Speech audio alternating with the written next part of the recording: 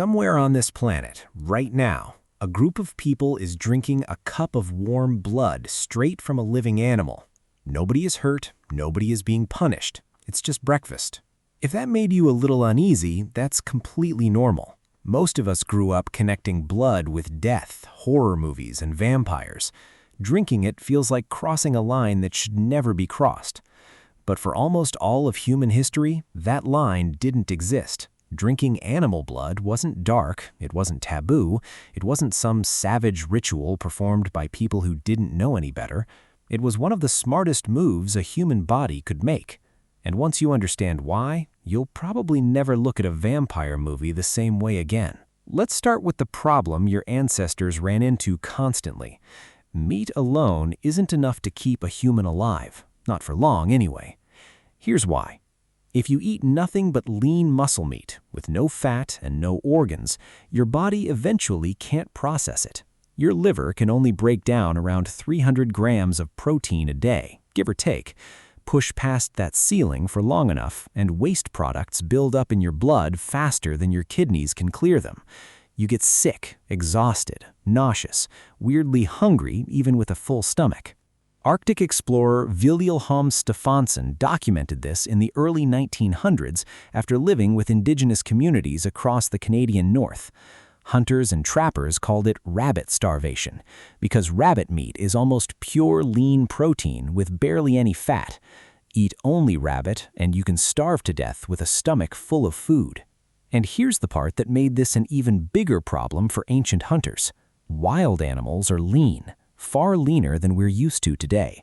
Some studies estimate wild game carries roughly 4% body fat, compared to 30% or more in a modern farm-raised cow. So whatever fat and organs an animal did have were treated like treasure, and blood was part of that treasure too. Blood is one of the most nutrient-dense liquids an animal has to offer. Every milliliter contains around 0.5 milligram of iron, and it's the kind of iron your body absorbs far more efficiently than the iron in plants. It's loaded with protein. It even carries salt, something that mattered enormously to people who didn't live near an ocean or a salt deposit. For a hunter-gatherer running low on all three at once, blood wasn't a strange thing to drink. It was closer to medicine, which is exactly why the practice never actually disappeared. Right now, in Kenya and Tanzania, the Maasai still draw blood from their cattle. Not by killing the animal, a trained herder makes a small, precise nick in a cow's jugular vein, catches the blood in a gourd, then seals the wound with ash or mud. The cow lives. It can be milked, bred, and bled again a few weeks later. The blood is often drunk fresh, mixed with milk, or cooked into other dishes, and it isn't handed out randomly. Traditionally, it goes first to the people who need it most: new mothers, the sick, the recently wounded, anyone whose body is fighting to recover. That's not superstition. That's a community identifying its most iron-depleted, protein-starved members and getting a concentrated dose of both straight into them. A cattle-heavy blood and milk diet sounds like a heart attack waiting to happen by modern standards. But researchers studying Maasai communities decades ago kept finding something that didn't fit the script: remarkably low rates of heart disease and unusually low cholesterol despite a diet loaded with animal fat. Scientists later found evidence that some Maasai populations may carry genetic adaptations tied to how their bodies process cholesterol. A diet that looks reckless on paper turned out to be something this specific population's biology had adapted to handle. Now, travel from the plains of East Africa to the open steppe of Central Asia, and you'll find a completely different reason for the exact same behavior.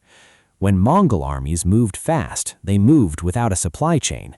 No wagons of food trailing behind them, just men, horses, and whatever the land gave them. On long campaigns, when there was no time to stop, hunt, or light a fire, a rider could nick a small vein in his horse's neck, catch a cup of blood, mix it with mare's milk, and keep riding. Marco Polo wrote about watching this happen, claiming a soldier could survive for days this way without cooked food. Historians debate his exact numbers, but the core practice is well documented from multiple sources. It let an army travel lighter and faster than anyone chasing it. The Scythians, nomadic warriors from a similar region a century earlier, took the idea somewhere stranger. The Greek historian Herodotus wrote that a Scythian warrior would drink the blood of the first enemy he killed in battle, not for nutrition this time, for meaning. The belief seems to have been that a person's strength, their courage, even their identity lived inside their blood. Drinking it wasn't seen as savage by the people doing it. It was closer to a transfer of power, performed at the most intense moment a person could experience. Archaeologists have since confirmed other unsettling details from Herodotus's accounts of Scythian war customs, which has made historians take his stranger claims, this one included, more seriously than they once did. So you've got one culture drinking blood because their bodies genuinely needed it, and another drinking it because they believed it carried something beyond nutrition entirely. Both of those ideas can be true for different reasons in different places at different times. That's the pattern you'll find almost everywhere you look. Head north into the Arctic Circle and you'll find the Sámi people of Scandinavia, whose entire food culture runs on one rule: waste nothing. A reindeer in that climate represents weeks, sometimes months of survival, so every part gets used. The meat gets dried or smoked, the bones get boiled for marrow and gelatin, and the blood gets mixed with flour and fried into dark, savory pancakes or turned into sausages and dumplings, a tradition that's still cooked today, not just remembered. On the other side of the planet, across North America did almost identical with bison. After a hunt that could last hours and cover miles of open ground, hunters were often far from any water source. Fresh blood, still warm from the kill, was sometimes the only liquid available. It was drunk on the spot to fight off thirst, boiled into a thick blood soup back at camp, and the internal organs were frequently eaten raw immediately before anything cooled or spoiled. Nothing about this was wasteful. It was the opposite. It was resourcefulness, dressed in a way that looks unfamiliar to us now. And this behavior goes back a lot further than any named culture.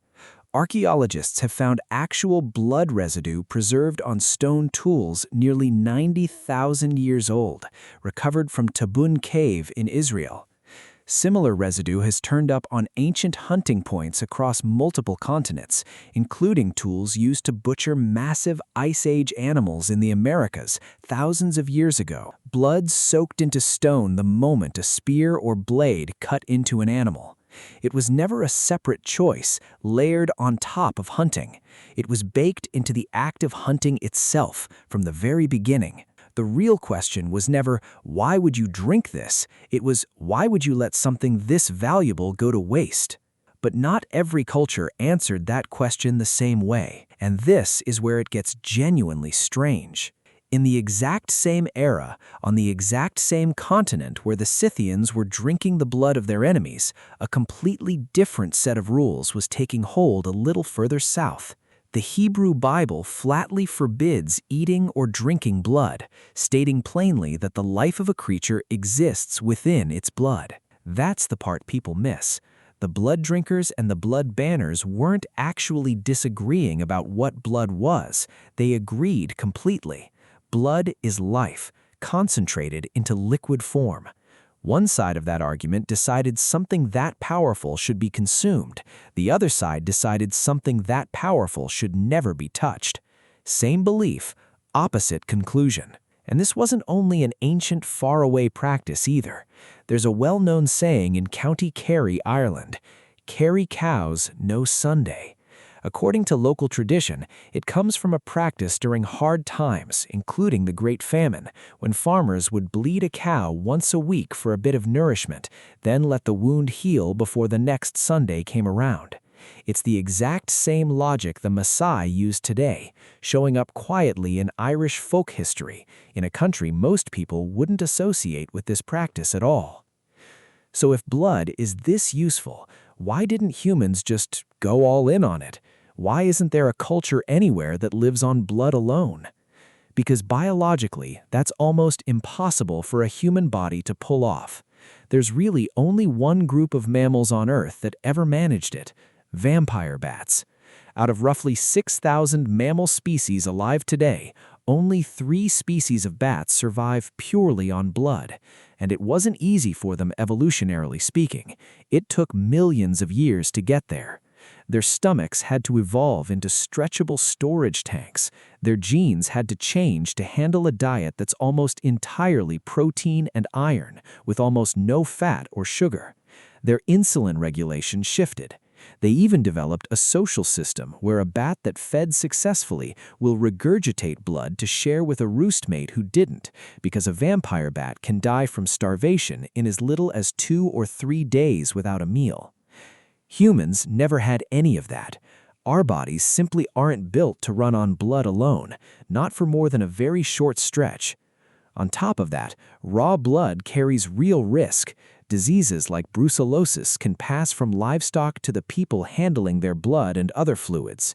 That's very likely why, across nearly every culture that used it, blood consumption stayed careful, occasional, and controlled, taken from an animal you knew, prepared a certain way, given to specific people at specific moments for specific reasons, never a free-for-all.